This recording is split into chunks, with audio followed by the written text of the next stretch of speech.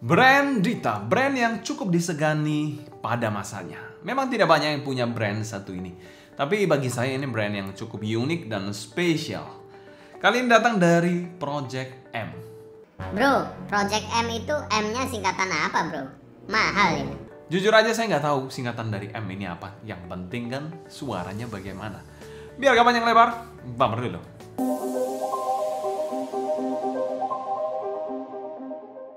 Halo semua, selamat datang di channel Sounding Team bersama dengan saya Sebastian. Seperti biasa akan sharing info dan racun mengenai dunia personal audio, baik itu dari portable ataupun desktop audio. Perusahaan Dita sendiri awalnya adalah perusahaan yang berfokus pada riset dan automasi yang didirikan pada tahun 1971. Saya belum lahir juga pada saat itu sih. Dan brand satu ini juga sudah eksis sebelum brand Chi-Fi menyerang. Di mana brand Dita ini menghasilkan produk yang unik dan juga syarat akan nilai-nilai estetika yang tinggi.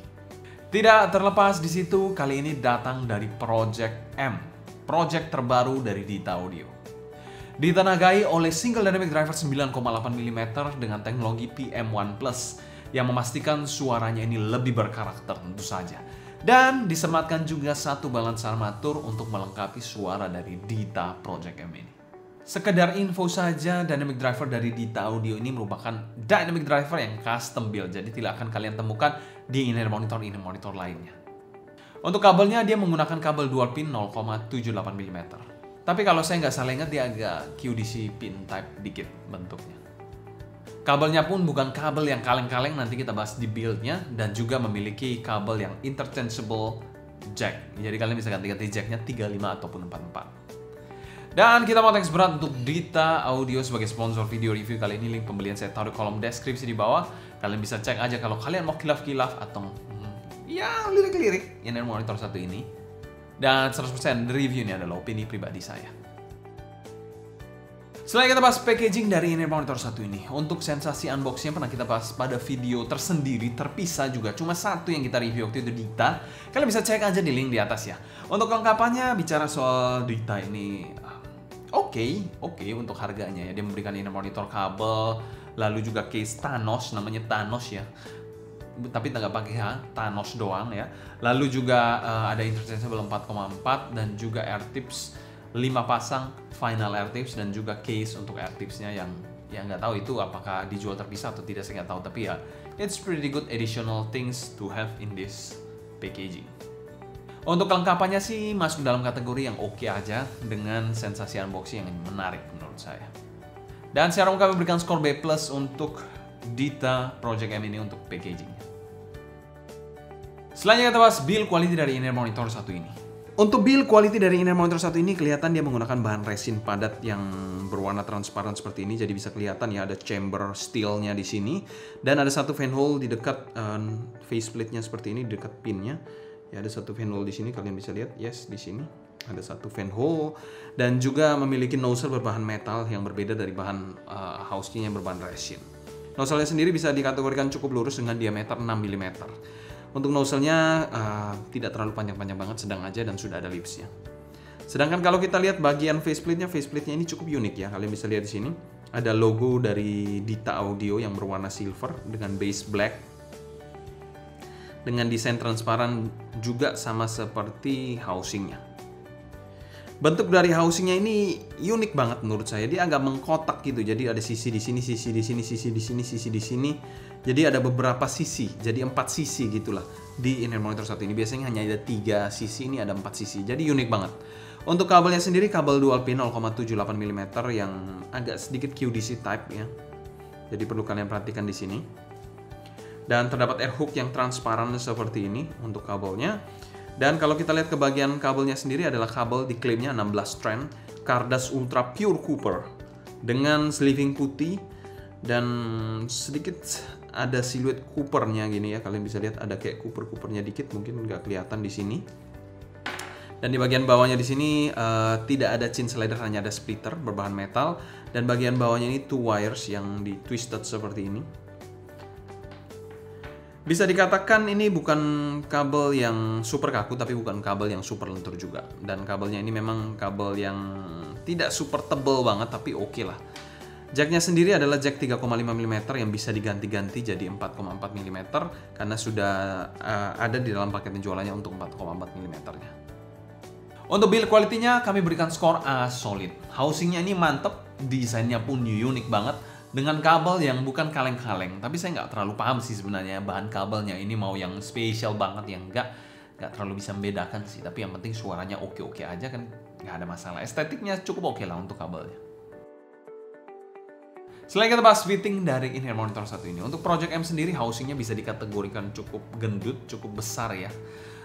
Tapi bentuknya ini unik menurut saya. Jadi bentuknya tidak pernah saya lihat sebelumnya di dalam sebuah in-ear monitor sih. Dimana bentuknya bisa dikategorikan cukup ergonomis juga, tidak ada sudut-sudut tajam ataupun fin yang aneh-aneh di in-ear monitor satu ini. Untuk bobotnya sendiri bisa dikategorikan cukup ringan untuk kabel ataupun in-ear monitornya. Walaupun ini full fill resin, tapi menurut saya masih cukup manageable. Nggak ringan-ringan banget seperti in-ear monitor yang sci-fi budget yang nggak, ini berkualitas sih. Beda. Untuk pemakaiannya sendiri adalah over ear, ya, deep fit seperti ini. Jadi dia pemakaiannya memang agak sedikit unik, dimana masuknya cukup dalam tapi tidak terlalu terasa terlalu mengganggu. Kekedapan grip digoyang-goyang gini pun tidak terkesan loose sama sekali, sit tight di telinga saya. Untuk fittingnya sendiri menurut saya ini one of a kind fitting ya, agak unik bentuknya juga, baru pertama kali saya lihat juga dengan fitting yang oke, nggak ada masalah sama sekali. Memang tipenya ini tipe yang arahnya lebih ke snug ya dibandingkan yang loose, jadi memang tipe yang lebih snug fitting. Ya bisa agak sedikit panas untuk jangka waktu pemakaian panjang karena memang housingnya juga cukup besar, tapi bentuknya ini enak banget, jadi tidak terkesan terlalu mengganggu. Kesan mengganggunya itu nggak ada walaupun fittingnya cukup deep. Dan secara umum kami berikan skor B+ untuk fitting dari in-ear monitor satu ini. Fitting yang oke banget, tidak ada masalah sama sekali bagi kuping saya. Mungkin agak sedikit panas saja untuk pemakaian jangka waktu yang panjang, kalau kita bilang yang snug-snug itu hal yang low durasi. Selain kita bahas sound quality dari in-ear monitor satu ini, arah suara dari in-ear monitor satu ini mungkin secara graph arahnya mild U-shape dikit, tapi menurut saya suaranya kalau didengerin agak neutral bright dikit. Emphasize-nya ini lebih ke arah sub bass ya, dan juga lower treble-nya di in-ear monitor satu ini. Dan in-ear monitor satu ini kalau kita bicara soal drive, di drive-nya enaknya pakai apa, smartphone apa bisa, lebih saya sarankan pakai dongle sih biar lebih maksimal aja. Kalau ada di HP akan lebih baik jika dibandingkan colok smartphone langsung. Dan kalau suara yang saya suka sendiri adalah neutral warm. Itu disclaimer aja untuk kalian. Oke, untuk bagian bassnya sendiri ya, kalau kemarin kita sempat bahas si bass yang bass angkot, kali ini bukan bass yang seperti itu. Bassnya sedikit berbeda pendekatannya dengan tekstur yang cukup baik untuk dynamic driver, walaupun bukan yang tebal-tebal banget. Impact-nya cukupan aja di sini dengan punch yang agak sedikit kurang dalam menurut saya, dengan rumble yang masih ya terasa cukup lah. Secara kuantitas sih memang rada netral dan kurang nampol bassnya. Kalau kualitas speednya cukup cepat, kontrolnya bagus dan bersih banget bassnya. Rana basshead sih pasti agak alergi dengan bass satu ini karena memang terlalu netral ya. Tapi bassnya ini menurut pendapat saya bersih dan terasa indah. Hit every note dengan pas banget untuk in-ear monitor satu ini, walaupun bukan bass yang super fun. Untuk bagian mid-nya ini posisinya cukup pas, dimana mid vokalnya ini rada tipis dikit ya, dengan dinamika yang cukup bagus dan super clean banget. Power stack pun kalah clean lah. Artikulasinya jelas, setiap pengucapannya, dan emosi yang sedikit kurang terjaga. Presentasi male-nya ini somehow agak netral dan tidak banyak micinnya. Female-nya bisa dikategorikan posisi yang sedikit lebih forward ya, jika dibandingkan dengan male vokalnya, terkesan cukup lepas dan clear banget. Dimana artikulasinya jelas dan emosi yang masih dapet. Dinamikanya oke dengan shouty yang masih cukup aman di in-ear monitor satu ini somehow. Selain itu presentasi instrumennya juga nggak kalah bening dengan vokalnya. Highlight-nya sangat baik, memberikan sensasi yang lengkap dan jelas di in-ear monitor satu ini. Berbicara soal treble, nah di sini bisa menjadi pedang bermata dua di in-ear monitor satu ini. Treble-nya ini somehow lebih menonjol jika dibandingkan dengan bass dan mid-nya. Satu sisi well defined banget, tapi satu sisi bisa sedikit nyerang, sparkly dikit. Cymbal crash-nya ini masih dapat bite-nya, tapi sedikit metalik terasa. Untuk violin, eksekusinya lengkap, naik turunnya semua jelas banget di in-ear monitor satu ini. Micro detailnya pun sangat baik di in-ear monitor satu ini. Ekstensinya oke, dari air agent-nya juga masih dapat di in-ear monitor satu ini, jadi tidak terkesan claustrophobic ataupun tidak ada kesan airy-nya sama sekali. Jadi dapat semua di sini. Selain itu untuk sibilance-nya di sini agak sedikit problematik. Jadi perlu kalian perhatikan buat yang sensitif. Dan secara keseluruhan tonalitas dari Project M ini kami berikan skor A-. Ini tonal yang hampir sempurna menurut saya. Bassnya berkualitas, mid-nya bening dengan treble yang ya sedikit ada flows di situ dan sedikit pedas. Selain kita bahas teknikalitas dari Inner Monitor 1 ini, presentasi dari Inner Monitor 1 ini presentasinya bening-bening. Jadi dengerin lagu itu jelas suaranya. Jadi somehow terkesan lebih jelas suaranya, lebih keluar suaranya jika dibandingkan dengan Inner Monitor yang kemarin sempat mau hantam itu Jadi ya nggak butek-butek, yang nggak jelas gitu nggak. Jadi clear banget Inner Monitor 1 ini. Untuk timbernya dari Inner Monitor 1 ini overall oke ya. Kita bilang dari bass sampai ke bagian mid, upper mid nggak ada masalah. Cuma di bagian treble-nya aja ada sedikit metallic ya. Jadi itu perlu sedikit diperhatikan. But overall it's pretty good timber. Untuk soundstage-nya dari Inner Monitor 1 ini dia terkesan cukup wide, lebar ya. Lalu juga depth-nya ada kesannya, walaupun nggak terlalu spesial-spesial, dikit lah ada. Lalu tingginya oke. Dan ini menghasilkan soundstage 3D yang menurut saya ya oke saja, tapi nggak sampai bikin saya mind blowing di kelas harganya. Untuk detailnya dari Inner Monitor 1 ini, walaupun dia cuma memiliki 2 driver saja, dia bisa menghasilkan suara yang cukup bagus detailnya.